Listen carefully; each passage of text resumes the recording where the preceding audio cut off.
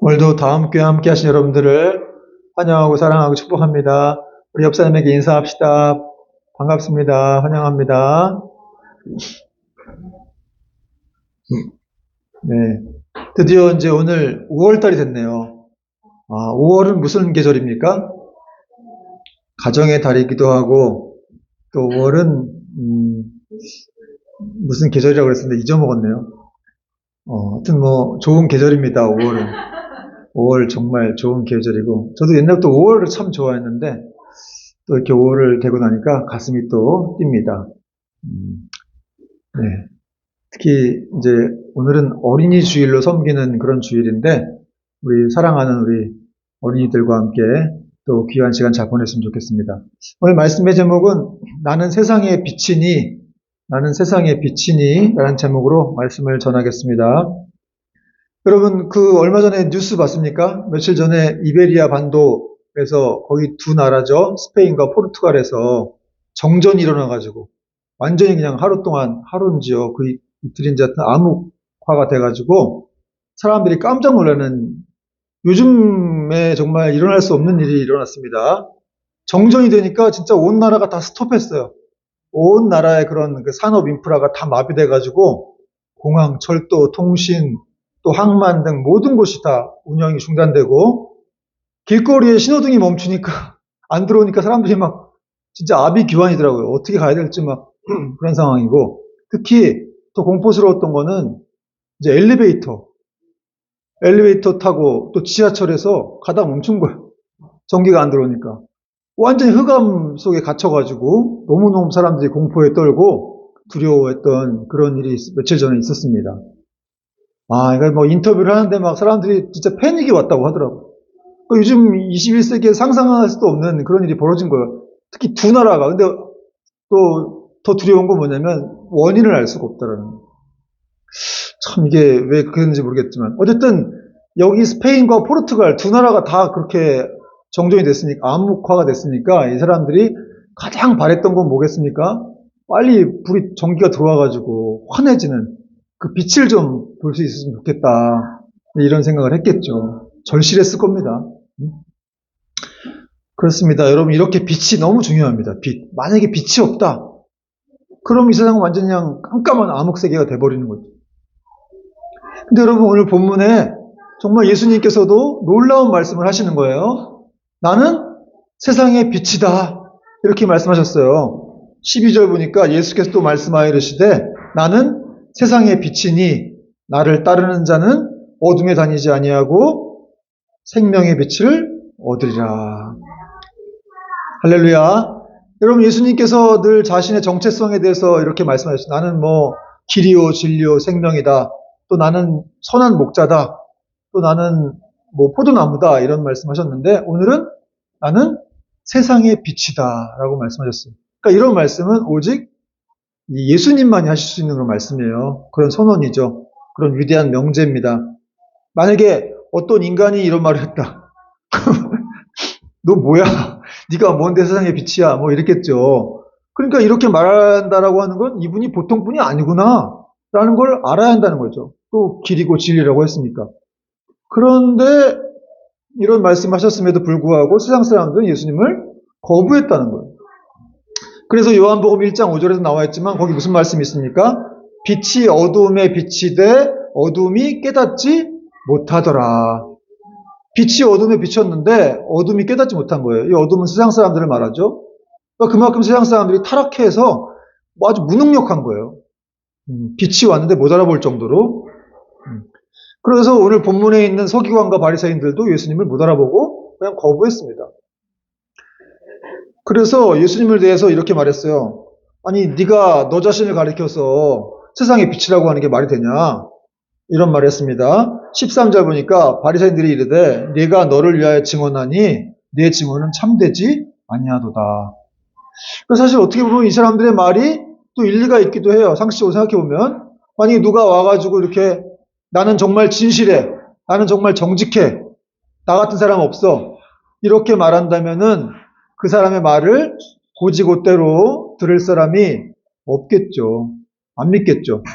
당시 또 유대 사회에서는 이렇게 뭔가를 증명하기 위해서는 두 사람 이상의 증인이 있어야 되기 때문에 한 사람이 이렇게 말하면 자기가 자기를 증언하는 건 쉽지 않았습니다.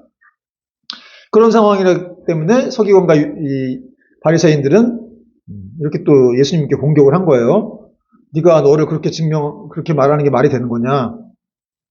그러자 예수님께서 이렇게 말씀하셨습니다. 14절부터 보니까 예수께서 대답하여 이르시되 내가 나를 위하여 증언하여도 내 증언이 참되니 나는 내가 어디서 오며 어디로 가는 것을 알거니와 너희는 내가 어디서 오며 어디로 가는 것을 알지 못하느니라. 15절 같이 읽읍시다. 시작. 너희는 육체를 따라 판단하나 나는 아무도 판단하지 아니하노라. 16절 만일 내가 판단하여도 내 판단이 참되니 이는 내가 혼자 있는 것이 아니요 나를 보내신 이가 나와 함께 계심이라. 17절 너희 율법에도 두 사람의 증언이 참되다 기록되었으니 내가 나를 위하여 증언하는 자가 되고 나를 보내신 아버지도 나를 위하여 증언하시느니라. 좀 긴데요. 어쨌든 예수님이 지금 이 바리새인들의 어떤 공격에 자기를 변론하시는 거예요. 바리새인들은 예수님의 증언이 참되지 않다고 그랬어요. 믿을 만하지 못하다 너는. 근데 예수님은 아니야. 내 증언은 확실해. 분명해. 이렇게 말씀하시면서 두 가지 이유를 제시하셨어요. 첫 번째는 예수님은 자신이 어디서 와서 어디로 가는지, 즉 자신의 기원과 결국 마지막을 알고 계시기 때문에 그의 증언은 참되다라고 말씀하신 겁니다. 둘째, 율법에 따르면 두 사람의 증언이 있어야 유효하다고 했는데 예수님 자신과 또 하나님이 예수님을 증언하고 있다는 거예요. 그래서 내 증언은 내가 말하는 거는 확실하다. 이렇게 지금 자신을 두 가지를 이유 들어서 제시를 하신 겁니다. 오늘 이렇게 좀 길게 요한복음의 기자 요한이 썼는데 어쨌든 이건 지금 강조하고 있는 거거든요. 이렇게 증언이 확실하기 때문에 예수님은 분명히 빛이시다. 이렇게 요한이 얘기를 하고 있는 거예요. 그런데 이런 말씀을 들었음에도 또 유대인들은 모욕적으로 예수님께 질문했어요. 네 아버지가 어디 있느냐? 이렇게 물었습니다. 19절 보니까 이에 그들이 묻되 네 아버지가 어디 있느냐? 예수께서 대답하실 때 너희는 나를 알지 못하고 내 아버지도 알지 못하는도다. 나를 알았더라면 내 아버지도 알았으리라. 여러분, 네 아버지가 어디 있느냐? 이게 무슨 말일까요? 속된 말로 도대체 네 아비가 누구냐? 넌 정체가 뭐야? 뭐 하는 놈이야? 이렇게 예수님께 이 사람들이 지금 모욕적으로 물어본 거예요. 그래, 좋다. 네가 아버지가 보냈다고 하는데, 하나님이 보냈다고 하는데, 그렇다 치자. 그럼 하나님을 보여봐라. 어딨어, 그분이? 그럼 보여주면 내가 믿을게. 그럼 세상 사람들도 이러지 않나요? 예수님 믿으라고 얘기해보면, 하나님 어딨어? 보여줘봐. 그럼 믿을게. 이렇게 말하죠. 여러분, 이렇게 이 사람들의 말을 들어보면은 사실은 중요한 건 어쨌든 예수님에 대해서 이 사람들이 잘 몰랐다는 거죠. 몰랐고, 또 더 중요한 거는 예수님에 대해서 알려고 하지도 않았다는 거예요. 사람들은 유대인이기 때문에 자기들은 이제 하나님에 대해서 아주 잘 알고 있다고 생각했거든요. 근데 사실은 예수님은 뭐라고 말씀하시냐면, 나를 모르면 하나님도 모른다. 이렇게 말씀하셨어요. 그러니까 이 사람들은 결국 하나님도 잘 모르고 있는 거예요. 예수님이 오셨는데도 누군지 모르기 때문에 알려고 하지도 않았기 때문에 하나님도 모르는 것이죠. 그렇습니다. 여러분 이렇게 예수님을 알려고 하지 않고 또 그분에게도 관심도 없는 그런데 사실 이런 모습은 오늘날도 마찬가지죠. 오늘날 사람들도 예수님께서 이렇게 분명히 이 세상 속에 빛으로 거하심에도 불구하고 또 그분을 깨닫지 못해요. 그리고 그분을 알려고 하는 노력도 없다는 것이죠. 예수님이 세상에 빛으로 왔음에도 불구하고 관심이 없어요. 그분 앞으로 나오질 않습니다. 근데 분명히 알아야 할 것은 사람들이 예수님을 믿든 안 믿든 그분을 구세주로 영접하든 안 믿든 영접 안 하든 중요한 건 예수님은 세상의 빛이라는 것을 우리가 알아야 한다는 거예요. 왜냐하면 하나님께서 예수님을 세상의 빛으로 보내셨다고 말씀하셨기 때문에 그렇습니다. 여러분, 예수님은 이렇게 손에 등불이나 전등을 들고 우리를 인도하시는 분이 아니라 그분 자체가 빛이라는 거예요. 그래서 예수님 없이는 이게 세상에 빛이 들어올 수가 없어요. 세상이 밝아질 수가 없다는 것이죠. 여러분, 우리는 태양이 없이 살 수가 없습니다. 그렇죠? 태양 없이 어떻게 살아요? 당장 지금 뭐 이베리아 반도에서 전기만 안 들어와도 저렇게 막 난리 쳤는데 태양이 없다 그러면 완전히 세상은 진짜 지하 감옥과 같은 암흑 세계가 되어 버리겠죠. 너무너무 두려운 세상이 될 겁니다. 그렇듯이 예수님이 없다면 이 세상은 그렇게 되는 거예요. 예수님이라는 빛이 없다면 이 세상은 그만큼 소망도 없고 아무런 희망도 없는 세상이 되어 버리는 것이죠. 아까도 말씀드렸지만 오직 예수님에 의해서 이 세상에 빛이 들어오기 때문에, 그리고 그 빛에 의해서 모든 생명은 이렇게 샘솟고 싹트고 자라나게 되는 거죠. 그렇지 않습니까? 우리 인간도 마찬가지지만 모든 것이 햇볕을 받고 그 빛에 의해서 이렇게 생명이 움트게 됩니다. 그러니까 어디든지 간에 어떤 어둠 속이든지 어디든지 간에 예수 그리스도의 빛이 비치면 다 생명이 이렇게 싹트고 자라나고 죽어있는 모든 곳에 이렇게 소생하게 되는 그런 일들이 있다는 것이죠.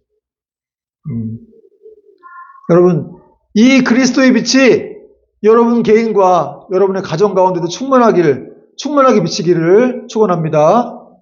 그래서 여러분에게 있는 모든 어둠들, 두려움, 걱정, 또 죄의 문제, 상처, 질병의 문제가 다 떠나갈 수 있기를 바랍니다.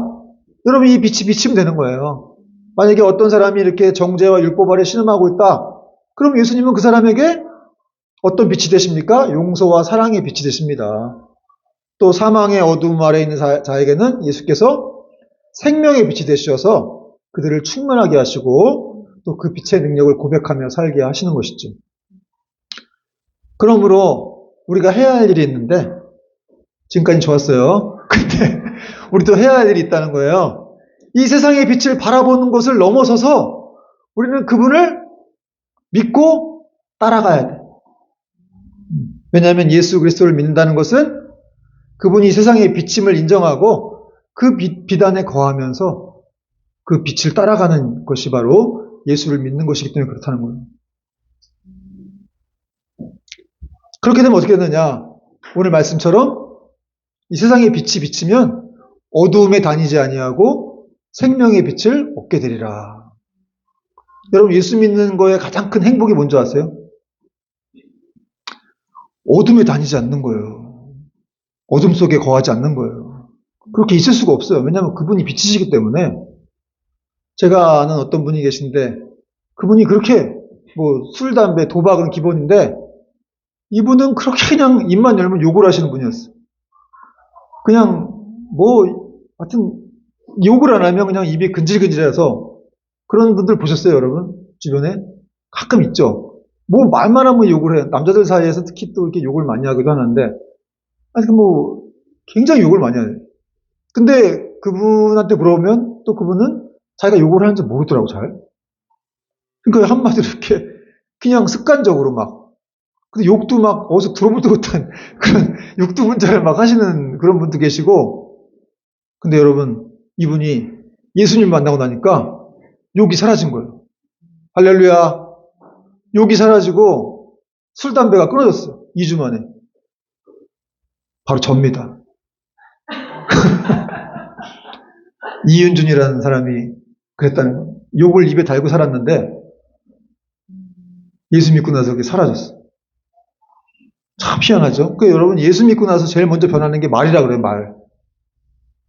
이상하게 자기가 그렇게 욕을 했는데 그걸 모르고 그냥 예수 믿고 나서는 그 다음에 이렇게 정말 이렇게 공손한 말이 튀어나오는 거죠. 뭐 비아냥거리는 말, 그런 거 자주 하던 사람들도 예수 믿고 나면 그런 말 안 하게 돼요. 가끔 할 수 있을지 모르겠지만 거의 그런 말을 사라집니다. 여러분, 제가 들은 얘기인데 일본 요코하마에 있는 한 교회의 남자 집사님들 얘기를 들었어요.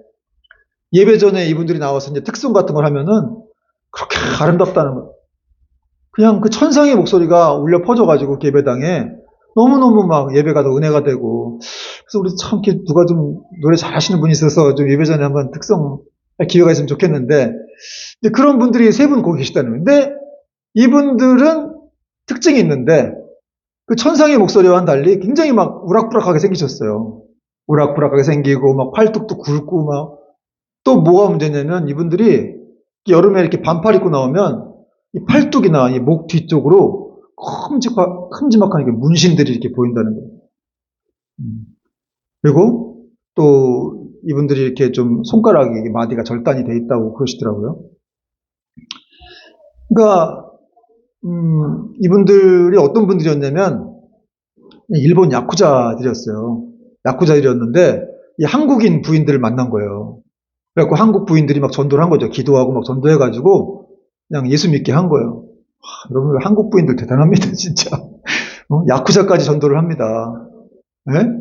뭐 깡패고 뭐고 없어요, 그냥 한국 부인들한테 걸리면은. 그 이분들이 그냥 전도를 해갖고 이 사람들이 예수 믿고 이렇게 금요기도에 나오고 막 이러는 거예요, 야쿠자들이. 그러니까 이 사람들이 이렇게 예수 믿고 야쿠자를 하려니까 야쿠자가 안 되는 거예요. 마음이 막 여려지고, 마음이 약해지고, 막, 마음도 이상해지고, 막, 누구를 막 괴롭힐 수가 없는 거야. 뭐 욕을 하고 막 때려야 되는데, 이 야쿠자들이. 그래갖고 이 세 사람이 안 되겠다 싶어가지고, 도대체 왜 이러지 내가? 이러면서 이제 조폭두목을 찾아갔어요. 가가지고, 사실은 우리가 예수 믿고 지금 이렇게 야쿠자를 할 수가 없다. 우리 나가겠다. 그랬더니 조폭두목이 그러면 손가락 잘라라. 그래가지고 이분들이 이제 세 분이 다 손가락을 한두 개씩 자르고 나온 거예요. 여러분, 저는 이 얘기를 들으면서, 야, 나는 진짜 내 작은 습관, 잘못된 습관 하나도 못 자르는데 어떻게 손가락을 자르고 나올까? 여러분 예수 믿고 손가락 자르라면 자르겠어요? 여러분 신앙이란 게 이런 거예요. 진짜 참 뭐 어쨌든 뭐 물론 더 한 일도 한 분도 계시지만 이렇게 신앙이라고 하는 건 예수님을 사랑한다고 하는 건 정말 이렇게까지 할 수 있는 여러분 이 사람들이 죄를 안 짓기 위해서 이렇게 나온 거예요. 사실은 죄 가운데 거하고 싶지 않다는 거죠. 왜냐하면 예수님께서 약속하셨기 때문에 그렇습니다. 나를 따르면 나는 세상의 빛이니 나를 따르는 자들은 어둠에 다니지 아니하고 그렇게 생명의 빛을 얻게 되리라고 말씀하셨기 때문에 그렇습니다. 그래서 여러분 예수 믿으면 놀라운 일들이 벌어지는 것이죠. 여러분 이 생명의 빛을 얻는다라고 하는 말은 이 생명의 빛이 그 사람 안에서 이렇게 나온다는 뜻이거든요. 그러니까 얻는 정도가 아니라 그 안에서 나오는 거죠. 그래서 그동안은 한 번도 올바른 편에 설 수가 없었는데 올바른 편에도 설 수가 있게 되고 또 다른 사람까지 어둠에 있는 다른 사람까지 영향을 줘서 그 사람을 변화시키는 사람이 되는 거예요. 그 생명의 빛이 나와서 올바른 편에 서게 되면 이제 그 사람은 그 자신이 아닌 누구에 의해서 하나님에 의해서 그 인생이 돌봐지게 됩니다. 계속해서 그를 괴롭혔던 어둠 속에 다니게 했던 악한 영들은 떠나가게 되는 거죠. 하나님이 그 영들에게 악한 마귀들에게 두려움을 주기 때문에 그 사람 안에 붙어 있을 수가 없어요. 가끔씩 괴롭힐 수는 있을지 모르겠지만 여전히 그 사람의 인생을 주관할 수는 없다는 거예요. 여러분 우리 하나님은 이걸 세상의 모든 걸 다 통제하시는 분이에요. 다 통제하고 주관하시는 분이신 줄 믿으시기 바랍니다. 그래서 오늘 말씀 20절에도 보니까 예수님이 성전에서 말씀을 가르치셨는데 잡는 사람이 없었다는 거예요. 그 이유가 뭡니까? 아직 그의 때가 이르지 않았기 때문이다. 유대인들이 번번이 잡으려고 했지만 놓쳤어요. 놓친 이유가 있었다는 거죠. 하나님이 보호하셨다는 거죠. 예수님을. 그의 때까지.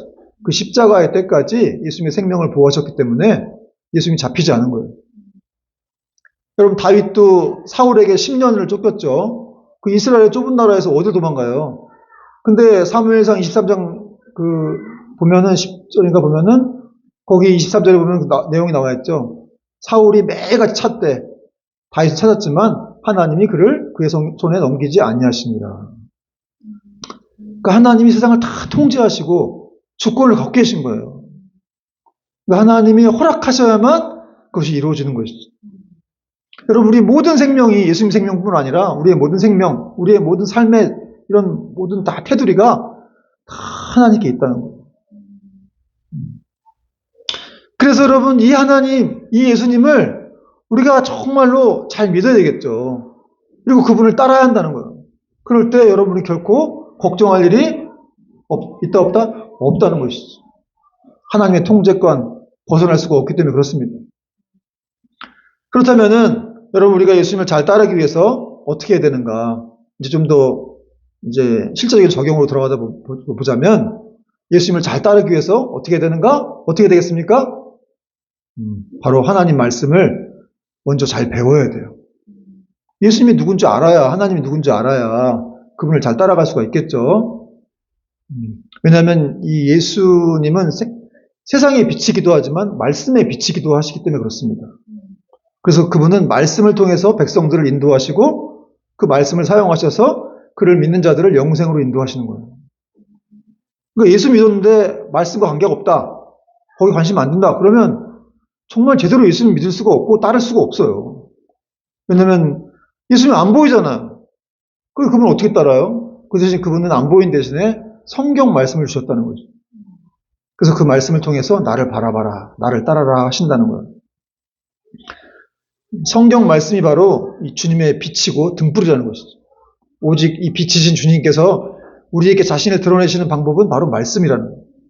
다윗도 그래서 시편 119편 105절에서 이런 말씀했죠. 주의 말씀은 내 발의 등이요 내 길의 빛이니이다. 여러분 이 말씀 너무 유명한 말씀이에요. 진짜 암송해야 돼요. 따라해 봅시다. 주의 말씀은 내 발의 등이요 내 길의 빛이니이다. 다윗의 고백이에요. 주의 말씀이 내 발의 등이라는 거예요. 내 길의 빛이다. 그 말씀을 따라가는 인생. 여러분 예수님께서 정말 내 안에 이렇게 생명의 빛이 되시고 또 세상의 빛이심을 우리가 여러분 정말 경험하고 싶습니까? 그렇다면은 하나님 말씀을 배워야 돼요. 배우고 배우는 것을 또 넘어서서 거기서 그치지 말고 직접 말씀을 읽고 묵상하는 수준까지 나아가야 됩니다. 그러면 정말 하나님이 어떤 분이신지 알게 되고 예수님과 또 친밀해져서 우리는 세상을 승리할 수가 있게 되고 결코 어둠 속에 다니지 않게 된다는 것이죠. 여러분 오늘날 세상을 좀 보십시오. 이 세상이 어떤 것 같아요, 여러분? 그냥 잘 흘러가는 것 같습니까? 정말 혼돈스럽잖아요, 그죠? 세상이 너무 혼돈스럽고 흑암으로 사실 가득 차 있어요, 지금. 뭐 뉴스 같은 걸 봐도 알겠지만 얼마나 범죄가 많아요. 정말 인간이 죄인이라는 게 다 드러나지 않습니까? 지금 교회가 이렇게 편의점보다도 많은데도 사실 사람들의 마음을 주장하고 지배하는 건 다 이렇게 어둠의 세력들 뿐인 것 같아요. 그게 사실이기도 하고요. 그러니까 세상이 이렇게 혼란스럽고 음란하고 영적으로는 혼돈한 물질 만능주의가 판을 치는 그런 시대가 되었습니다. 학교를 다니는 아이들의 인격도 파괴되어가지고 얼마 전에 뉴스 보니까 또 교장 선생님을 칼로 찌르고 막 교사들도 막 그렇게 해를 가해가지고 중상을 입은 사람들이 나오고 와 정말 너무너무 정말 또 묻지마 살인도 그렇죠. 그런 일들이 요즘 많아졌습니다. 이런 일들이 왜 이렇게 일어나는 걸까? 또 우리나라는 여러분 OECD 국가들 중에서 술 소비량이 제일 많은 나라죠. 또 이혼율, 자살률, 또 인터넷에 음란 접속하는 그 접속률도 1위래요. 되게 불명예스러운 것들이 다 1위가 되고 있습니다. 또 여러분 인터넷 신문 같은데 이런 뭐 만화 같은 거 보세요. 웹툰이라든지 내용이 얼마나 저속하고 아주 음란한지 평범한 내용은 없어요, 진짜로. 그렇게 해야 또 인기가 있고. 이게 왜 이런 일이 벌어지겠어요? 누가 지배를 하면 이렇게 됩니까? 세상의 빛이신 예수님이 지배되면 이렇게 됩니까? 이게 아니라 사실은 이 세상을 지배하고 있는 어둠의 세력들이 이 땅을 지배하고 있기 때문에 사람들이 그걸 좋아하고 즐거워하고 그 어둠 속에 거하고 있다는 거예요.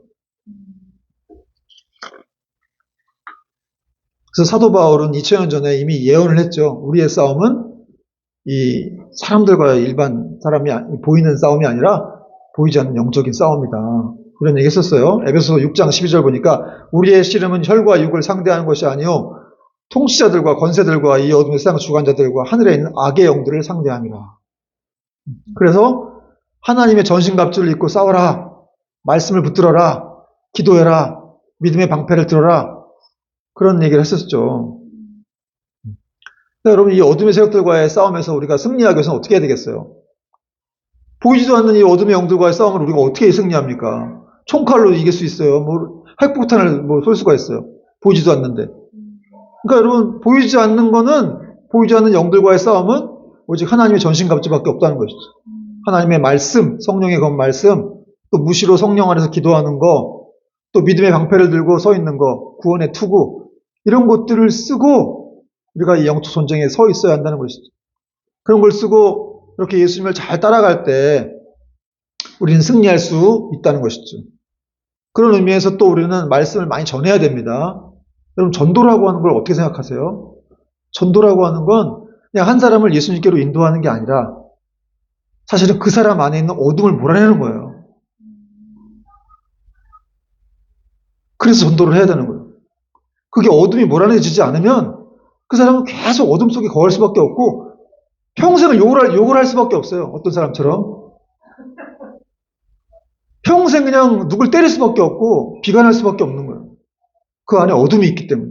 어둠의 세력이 자리를 잡고 있기 때문에.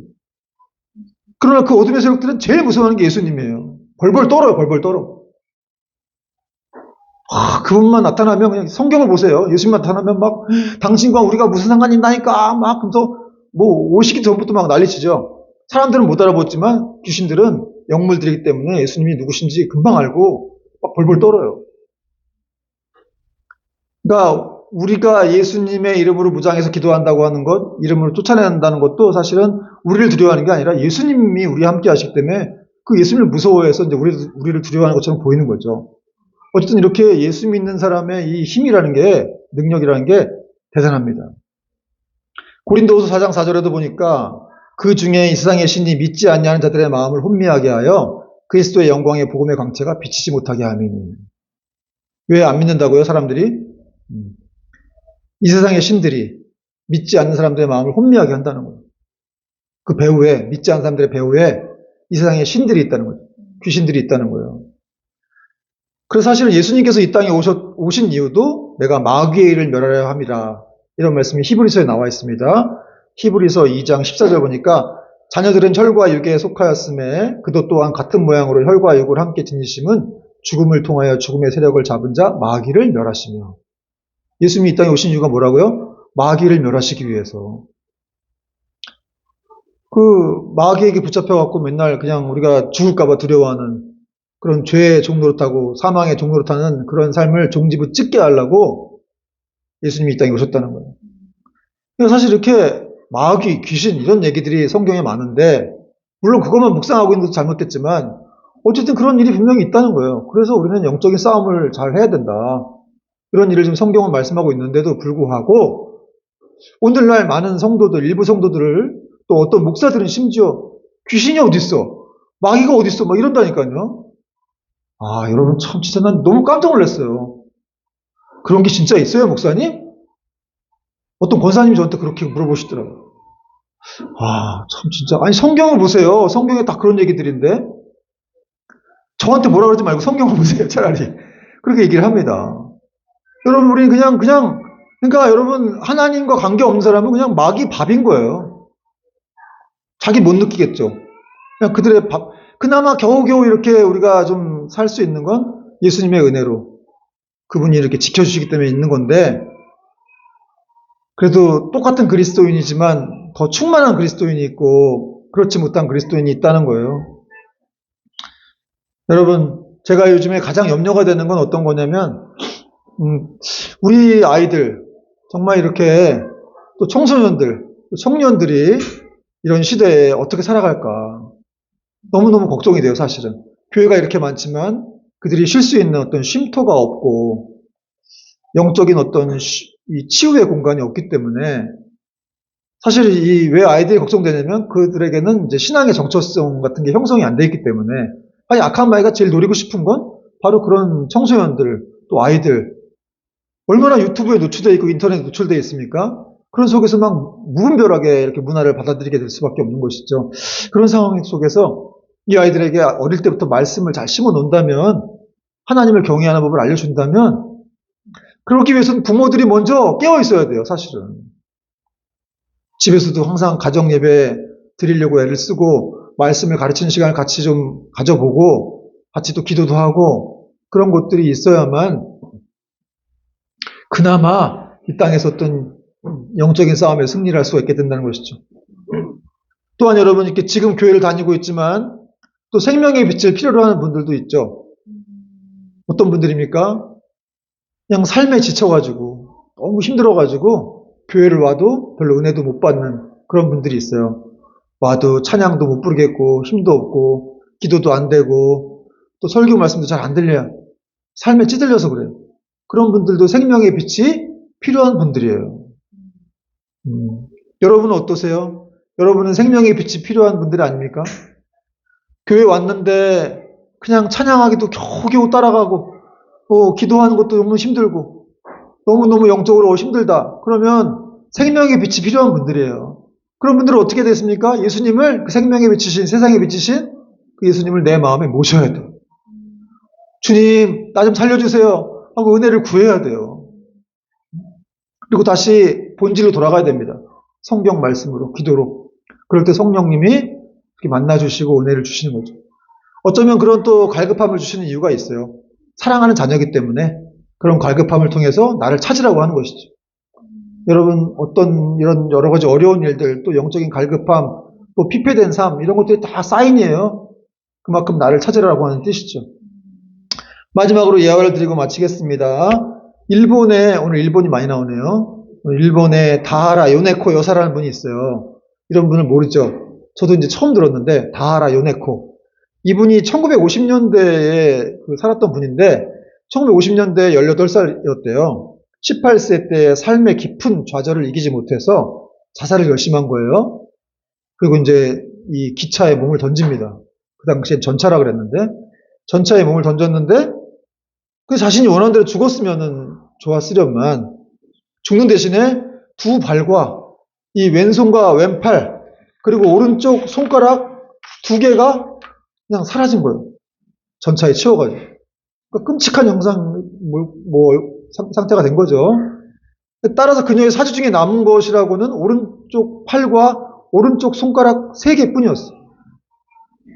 그러니까 처음보다 더 절망적인 상황이었습니다. 살고 싶은 의욕도 없었는데 근데 남아있는 손가락 3개만으로는 또 어떻게 자살하는 것도 쉽지가 않았어요. 그래서 그렇게 절망의 밑바닥을 계속 걸어가고 살고 있는데 근데 그녀에게 이제 한 줄기 빛이 이렇게 찾아옵니다.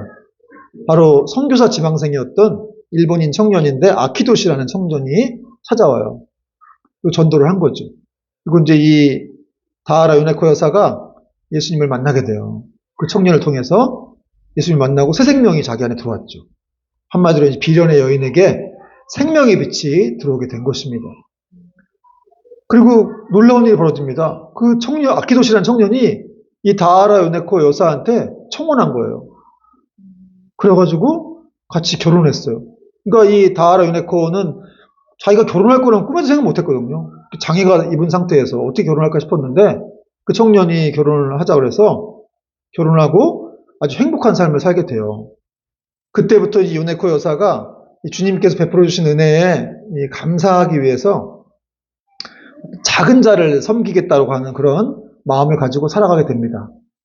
그래서 부유하지만 생명의 주님을 알지 못하는 사람들, 또 힘은 있지만 진리에 눈먼 사람들, 또 건강하지만 참 생명을 지니지 못한 그런 작은 자들에게 찾아다니면서 그들을 섬기기 시작했습니다. 그때부터 놀랍게도 요네코 여사가 가는 곳마다 놀라운 역사가 일어나게 됩니다.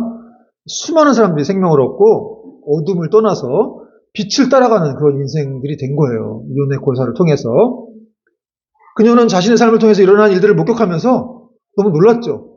그러면서 이렇게 고백을 했습니다. 하나님, 제게는 손가락이 3개나 있습니다. 이 한 팔과 두 발, 또 7개의 손가락을 다 잃었기 때문에 자기에게 남은 건 아무것도 없다고 생각을 했어요. 그런데 빛 대신 예수님의 사랑으로 인해서 그 불완전한 몸으로 남아 섬김의 삶을 살게 되자 자식에게는 손가락이 무려 3개나 있다는 것을 알게 된 거예요. 그 세 손가락은 주님의 역사를 일으키는 도구가 된 것이죠. 그래서 요네코 여사가 자신의 일생을 정리하는 수기의 제목을 이렇게 달았어요.